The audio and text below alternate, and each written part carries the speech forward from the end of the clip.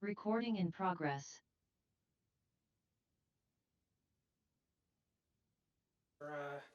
Site plan review hearing, where I'm going to call the meeting to order. And it looks like we're going to start with public comments. I have a speaker form here for an item, but nothing from the public, so just want to check and see if nobody from the public wanted to comment about something that's not on the agenda. Seeing that there's no one, we're going to move forward with a consent calendar, which is item 3A, the approval of minutes from the site plan review hearing. And I'm going to approve it. I reviewed it and had no issues with it. So let's jump right into the public hearing.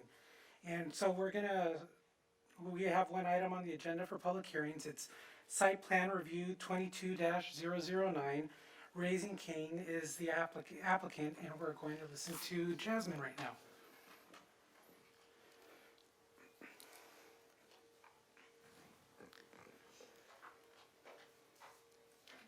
Good afternoon, hearing officer. The project before you is site plan review 22-009, submitted on behalf of the applicant, Raising Canes. The project is located on an existing outer parcel of the Antelope Valley Mall, located at 1105 West Rancho Vista Boulevard. The applicant is requesting to demolish an existing 9,000 square foot commercial building and construct an approximately 3,200 square foot restaurant building, which will include a 2-lane side-by-side drive-through configuration.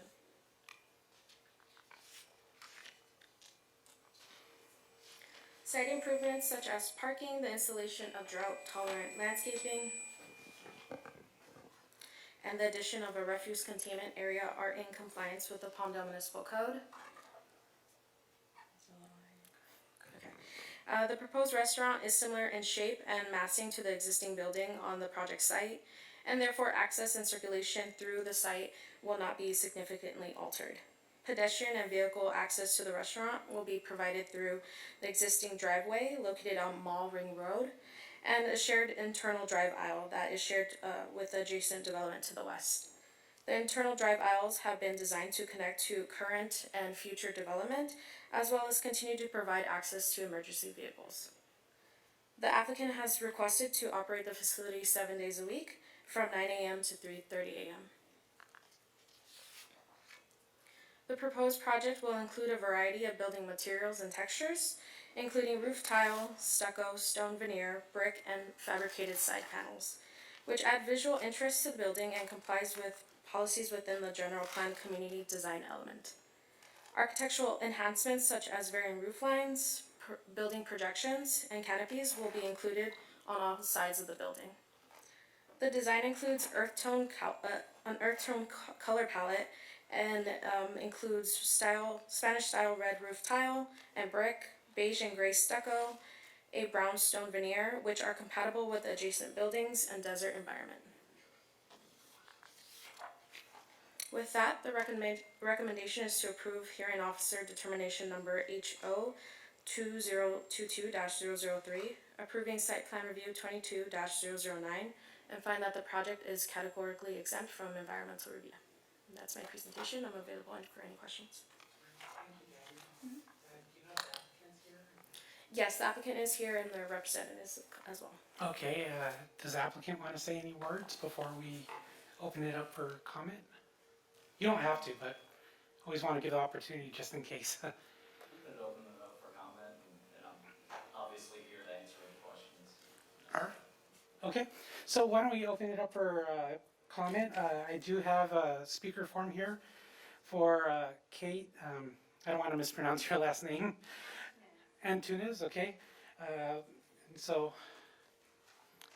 please come on up and yeah, go ahead and speak into the microphone there. And just a reminder that you'll have 3 minutes. Thank you. Hello, my name is Kate Antunes, and I'm one of the owners of the Firehouse Subs restaurant located at 1113 West Rancho Vista Boulevard here in Palmdale. Our restaurant is a westward neighboring parcel of the parcel to be occupied by the Raising Canes, which can be seen on the aerial map found on the agenda. As Palmdale residents and neighboring business owners, we're eager to see the parcel occupied. We understand that Raising Canes is a high-volume restaurant. It drives a lot of traffic, and while we're happy to see more commerce come to our city, We do have concerns regarding the impact this addition could have on our guests and our business. Our primary concern is car stacking. We were informed that the applicant will be constructing an expansive drive-through and will utilize the drive-through attendants, and we're pleased to hear this. There's still some concern that the traffic could extend beyond the drive-through, potentially backing up into the mall loop or even branching down our parking lot. This would hinder our patrons' ability to navigate and park. We would appreciate additional measures being taken to ensure that the drive-through vehicles would not stack up on our parking lot or along the mall loop. Beyond the car stacking, we have more general concerns about the increased traffic to our shopping center. By all appearances, the ingress, egress, and roadways of our shopping center were not designed to accommodate high volumes of traffic that this business will generate. We are concerned it will lead to congested roadways and increased instances of traffic collisions. We really appreciate your partnership in ensuring that our roadways remain safe and unobstructed. Thank you for your time and consideration. Thank you for your concerns. I saw that there were some enhancements for parking, and I saw also information in regards to vehicle stacking for the drive-through.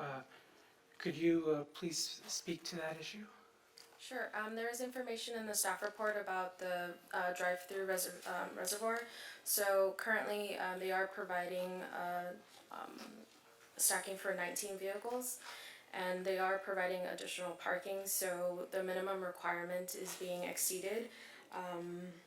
They are providing 49 parking spaces and 49 vehicle parking spaces and 2 bicycle parking spaces. And our city engineer is also available maybe to help with the questions about access. Okay. Would you like to say a few words about your analysis of this application? Sure, I'm Jay Nelson, the city traffic engineer. A traffic study was done for the project. They analyzed the adjacent signalized access into the mall, which operates at an acceptable level of service, and the additional 50 peak hour trips from the Raising Cane's will not significantly change how it operates today. Basically, it's adding a car less than every minute at a signalized intersection, so it shouldn't have a significant impact. We were significantly concerned with potential stacking at fast food restaurants. It seems like those queues have kept getting longer during COVID. And so they did actual counts at Raising Cane's at a couple other sites, and the site is designed to meet the peak demand that they observed at those sites. So they also have committed that they will have people taking orders outside the window to process the queues faster, and so they are, in our opinion, have addressed the concerns that have been raised. All right, thank you. I know the representatives of Raising Cane said that they're here, and would you like to say anything? You don't have to, but just in case. Okay.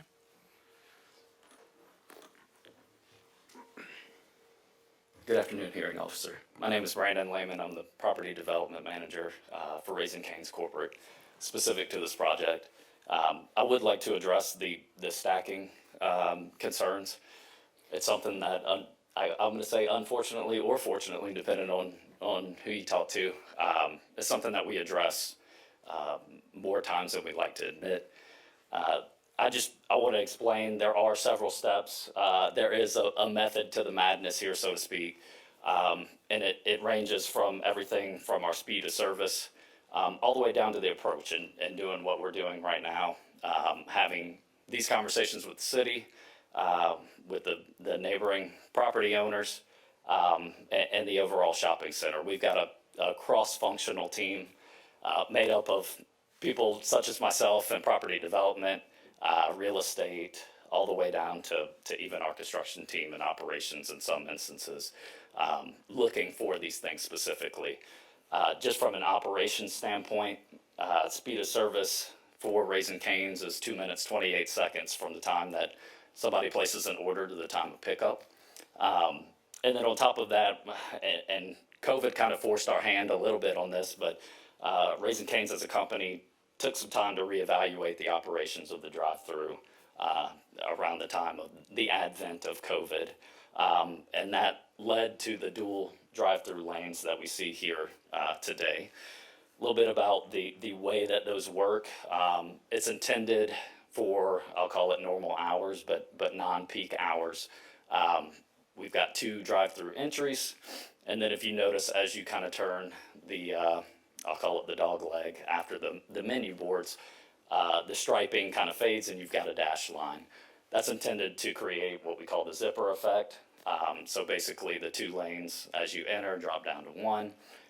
But the dual lanes do carry on all the way through the drive-through, and that's to handle the peak period demand, which is that 19 vehicle stack that was mentioned. And then furthermore, if there are any anticipated overflows or higher demands, Raising Cane's kind of has I'll call it a hierarchy of what we do to manage any of that overflow, and in every instance keep that on our property, our specific property. And that starts with maybe the easiest being signage, but we also, in addition to the crew members that we have, walk up and down the drive-through to take orders on tablets, they take payment, and then ultimately they'll hand out the meals to that outboard lane. We also will have crew members that are out directing traffic in the parking lot itself. And in some extreme instances, we've even hired off-duty police officers whose main objective is to monitor the ingress and egress into the property itself. So not necessarily the circulation on property, but how folks are being directed into the property. And then lastly, but not least, it doesn't, I can't gloss over it, but we do have a series of cameras that actually monitor the entry to our drive-through. Raising Cane's, one of our several mottos is fresh, never frozen. So none of our chicken fingers are frozen. They're made to order. But to that point, anytime we see somebody enter the drive-through, that's kind of the catalyst, and we start what we call dropping bird, but frying the chicken as soon as we see those vehicles enter the drive-through. All right, thank you. Thank you for your very thorough review of the measures you are taking. I've read through it, and like Jasmine mentioned, it is exceeding our minimum requirements, and our traffic engineer doesn't seem to have concerns as well as either. And I can appreciate the concerns that have been raised, but to me it appears as if it has been addressed.